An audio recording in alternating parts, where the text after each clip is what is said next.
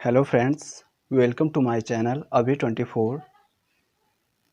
आज की इस वीडियो में हम भारतीय संविधान के भाग को बिना किसी ट्रिक के यूज के याद करेंगे।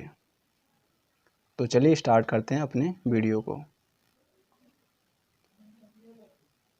भारतीय संविधान के मूल संस्करण में टोटल 22 भाग थे,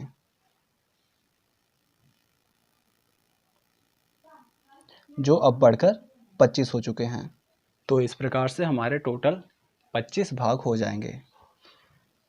सबसे पहले बात करें भाग 1 की, तो भारतीय संविधान के चाहे अनुसूची की बात करें या भाग की बात करें, तो सबसे पहले संघ और उसके क्षेत्र का ही उल्लेख किया गया है।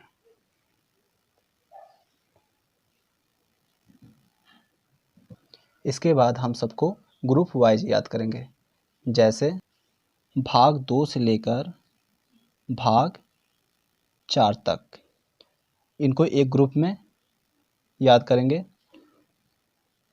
क्योंकि इनमें नागरिक और उनके अधिकार या कर्तव्यों के बारे में उल्लेख किया गया है। जैसे भाग 2 में नागरिकता का वर्णन किया गया है, फिर उसके बाद भाग 3 में मौलिक अधिकार दिया गया है, भाग 4 में राज्य के नीति निर्देशक तत्व दिए गए हैं, भाग 4A में मूल कर्तव्य दिए गए हैं। नागरिकता का वर्णन अनुच्छेद 5 से 11 के बीच में दिया गया है। मौलिक अधिकार, इसका वर्णन अनुच्छेद 12 से 35 के बीच में है, और राज्य की नीति निर्देशक तत्व का उल्लेख अनुच्छेद 36 से 51 के बीच में है। उसके बाद मूल कर्तव्य अनुच्छेद 51A में दिया गया है। अब आगे देखें, तो भाग 5 से लेकर भाग 8 तक एक ग्रुप में हम इनको याद करेंगे। तो भाग 5 में संघ दिया गया है, जो कि अनुच्छेद 52 से लेकर 151 तक उल्लिखित है, और इसमें संघ और संघ में काम करने वाले पदाधिकारियों का वर्णन किया गया है। जैसे कि राष्ट्रपति का वर्णन अनुच्छेद 52 में किया गया है। इसके बाद बात करें भाग 6, तो इसमें राज्य दिया गया है और राज्य में काम करने वाले पदाधिकारियों, जैसे कि राज्यपाल का उल्लेख इसी में दिया गया है। उसके बाद भाग 7 में पहली अनुसूची के भाग ख के राज्य, जो कि अब हट चुके हैं, का उल्लेख किया गया है। भाग 8 में संघ राज्य क्षेत्र या केंद्र शासित प्रदेशों का वर्णन किया गया है।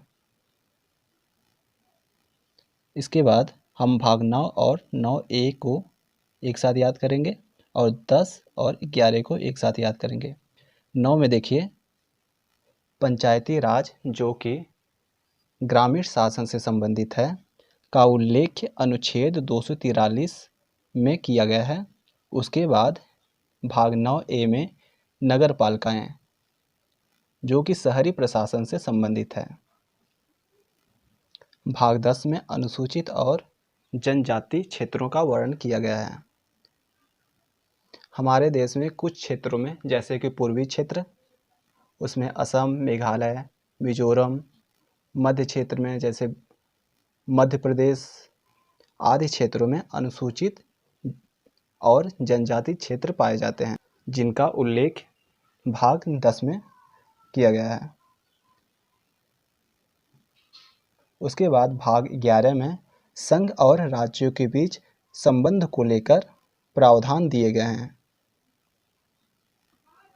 और ये हमारे 11 भाग जो कि मोस्ट इम्पॉर्टेंट हैं और हमारे एग्जाम में पूछे जाते हैं, इनको हम ग्रुप में कन्वर्ट करके याद कर सकते हैं।